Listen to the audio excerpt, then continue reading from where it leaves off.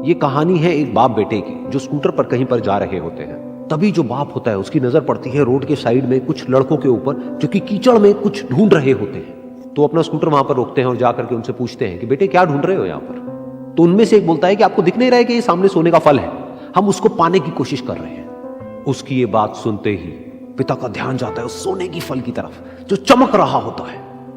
फिर उनके माइंड में कुछ इमेजिनेशंस बनने लग जाती हैं कि काश ये जो फल है ये मेरे बेटे के पास में आ जाए तो ना सिर्फ उसकी बल्कि मेरी भी जिंदगी बदल जाएगी। तो बिना सोचे समझे अपने बेटे को धक्का मार देते हैं उस कीचड़ में और बोलते हैं कि तुझे किसी भी कीमत पर वो फल लेकर के आना है।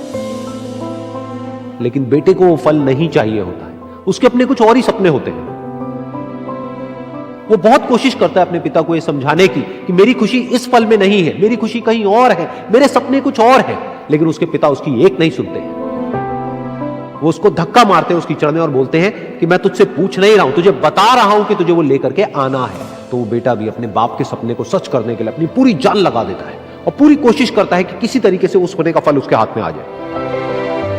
लेकिन जैसे जैसे वो हाथ पैर मारता है उस फल को पकड़ने के लिए वो और नीचे धंसने लग जाता है और फिर जाकर के उसको समझ आता है कि ये कीचड़ नहीं है, ये दलदल है।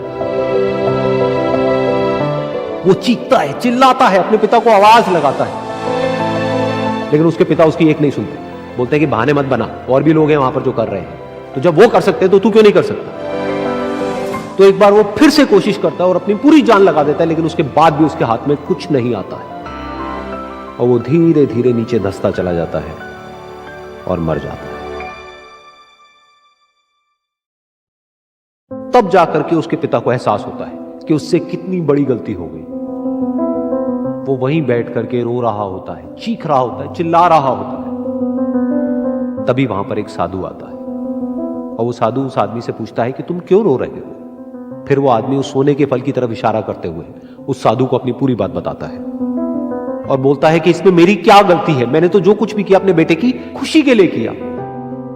तो वो साधु उस फल को ध्यान से देखता है और उस आदमी को कहता है, जिस सोने के फल की वजह से तुमने अपने बेटे को गवा दिया, कम से कम एक बार ध्यान से उसकी तरफ देखा तो होता कि वहां पर कोई फल है भी या नहीं। ये सुन करके उस आदमी को गुस्सा आया और उसने कहा कि सामने तो दिख रहा है फल, आपको नहीं दिख रहा क्या। तब वो साधु उस कीचड़ के ऊपर एक पेड़ होता है जिसकी तरफ इशारा करते हैं और बोलते हैं कि वो जिसे तुम देख रहे हो वो उस फल की परछाई है, असली फल वहां पर उस पेड़ के ऊपर है।